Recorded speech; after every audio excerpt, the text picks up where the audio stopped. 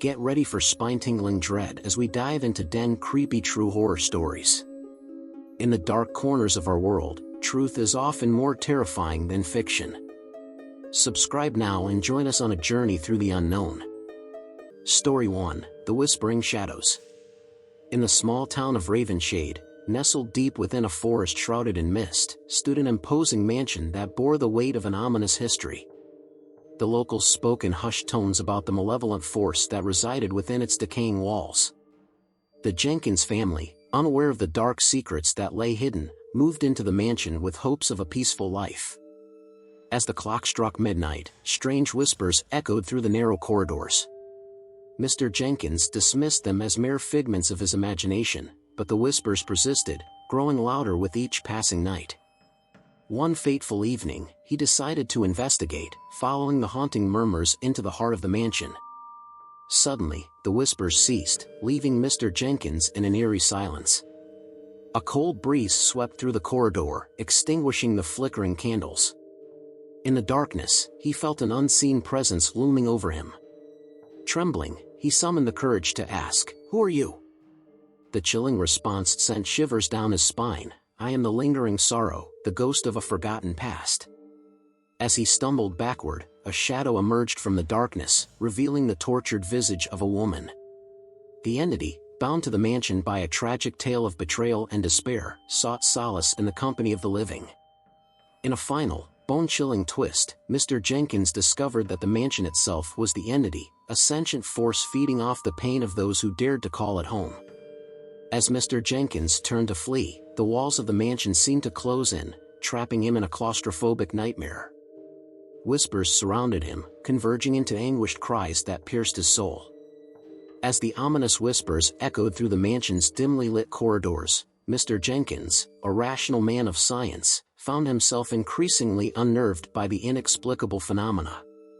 Determined to unveil the truth, he began researching the mansion's history, uncovering a tale of treachery and heartbreak that dated back centuries. The Jenkins family had unwittingly become entangled in a web of betrayal and sorrow that transcended time. Legend spoke of a forbidden love affair between a servant girl, Eleanor, and the nobleman of the mansion. When their affair was discovered, the nobleman, fearing scandal, condemned Eleanor to a life of misery. Heartbroken and abandoned, Eleanor perished in the shadows of the mansion, cursing it with her tormented spirit. One night, as Mr. Jenkins delved into his research, the whispers guided him to a hidden chamber concealed behind a forgotten tapestry. There, he discovered an ancient journal chronicling Eleanor's tragic tale. As he read the final entries, a cold wind swept through the room, extinguishing the candles, plunging him into darkness. In the inky blackness, a spectral figure materialized before him. It was Eleanor's tormented spirit, her eyes filled with an otherworldly sadness. She recounted the agony of her unjust fate and the anguish that had bound her to the mansion. The realization struck Mr. Jenkins with a chilling force. He and his family were living in the echoes of a love betrayed and a life unjustly taken. As Eleanor's spectral figure drew closer, the temperature plummeted, and the room seemed to warp and twist. The ghostly apparition, veiled in shadows, extended a translucent hand towards Mr. Jenkins, sending a shockwave of terror through his very soul. Haunted by the knowledge of the mansion's tragic past, Mr. Jenkins grappled with an agonizing decision. To break the curse, he had to confront the nobleman's descendants and reveal the truth. Little did he know that the malevolent force, once awakened, would stop at nothing to preserve its dark legacy and ensure that the Jenkins family shared in the eternal torment of the mansion's haunted history. Story 2: The Haunting Melody. Amidst the rolling hills of Greymoor, a dilapidated manor stood as a monument to a bygone era. The Williams family, seeking seclusion from the bustling city, moved into the mansion, oblivious to the spectral force that awaited them. It wasn't long before the piano in the grand hall began to play a haunting melody on its own. The Williamses attributed the mysterious music to the house settling, but as the nights wore on, the melody transformed into a symphony of terror. Desperate to unravel the enigma, Mrs. Williams delved into the mansion's history. She discovered that the previous owner, a pianist, had tragically perished while playing a composition meant to summon the dead. One night, as the ethereal melody reached a crescendo, Mrs. Williams followed the sound to the grand hall. There, she witnessed a ghostly figure seated at the piano, its skeletal fingers dancing on the keys.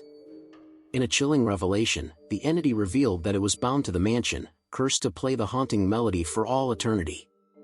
As Mrs. Williams approached the piano, the ghostly figure turned its hollow gaze toward her. The haunting melody transformed into a guttural wail, sending shockwaves through the mansion. As the haunting melody continued to permeate the air of the Williams mansion, Mrs. Williams, driven by a relentless curiosity, delved deeper into the mansion's hidden past. She discovered a dusty, forgotten room at the heart of the estate, containing an old piano covered with a tattered, blood-stained cloth. The room seemed untouched by time, a cryptic shrine to a long-buried secret. In her quest for answers, Mrs. Williams uncovered a diary belonging to the mansion's former owner, Elias Blackwood, a once renowned pianist. The diary chronicled a descent into madness fueled by an obsession with summoning the spirits of the afterlife. In his final entry, Elias spoke of a malevolent entity, a spectral maestro, that had claimed him as its instrument. Driven by an otherworldly compulsion, Mrs. Williams returned to the grand hall, where the ghostly figure continued its melancholic performance. The air grew thick with an oppressive aura as the ghostly pianist turned its hollow gaze towards her. With a voice that echoed from the depths of the beyond, it revealed its tragic tale. The entity was the manifestation of Elias Blackwood's tortured soul, forever bound to the mansion by the cursed melody he had composed. In a chilling twist, Mrs. Williams realized that the haunting melody was a vessel for the anguish and torment that Elias had unleashed upon his own spirit. The entity sought release, yearning for someone to take up the cursed composition and set its soul free. As Mrs. Williams hesitated, the spectral pianist's bony fingers abruptly ceased their ethereal dance on the keys.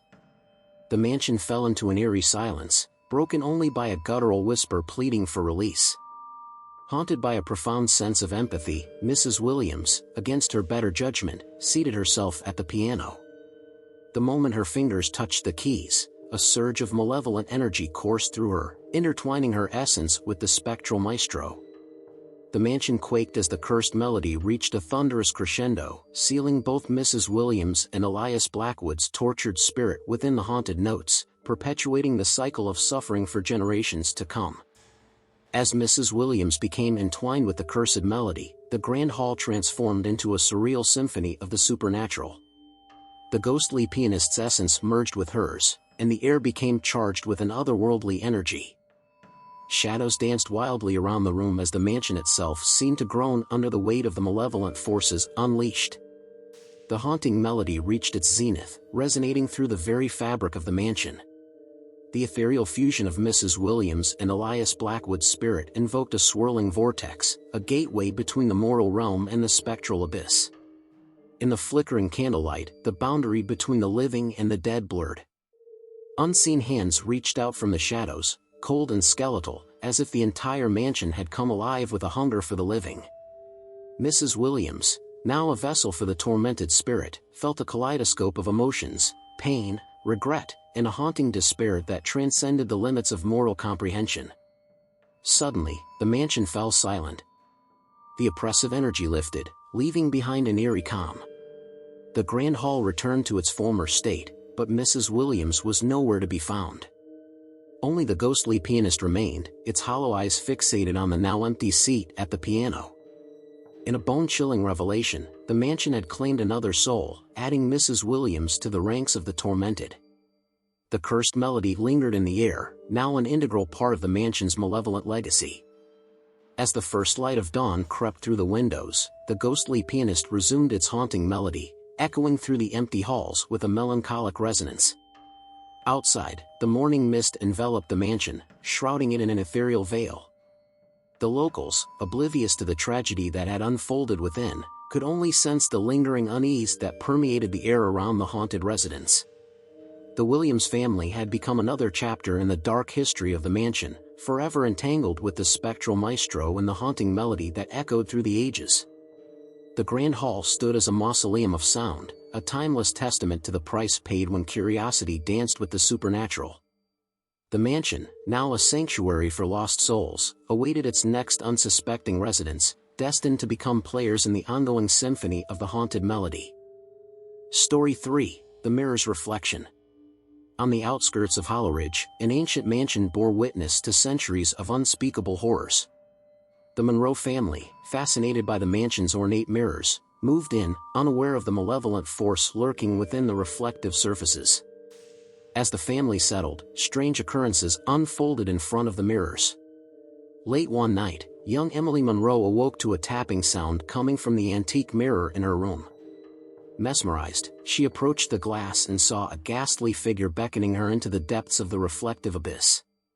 The entity revealed itself as a tormented soul imprisoned within the mirrors, seeking release from its spectral prison.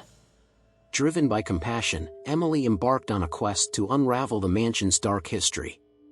She discovered that a wicked sorcerer had trapped innocent souls within the mirrors to fuel his unholy powers. In a spine-chilling twist, Emily learned that she was the sorcerer's descendant, and the mansion's mirrors held the key to freeing the trapped souls. As Emily chanted the incantation to free the souls, the mirrors began to crack and shatter.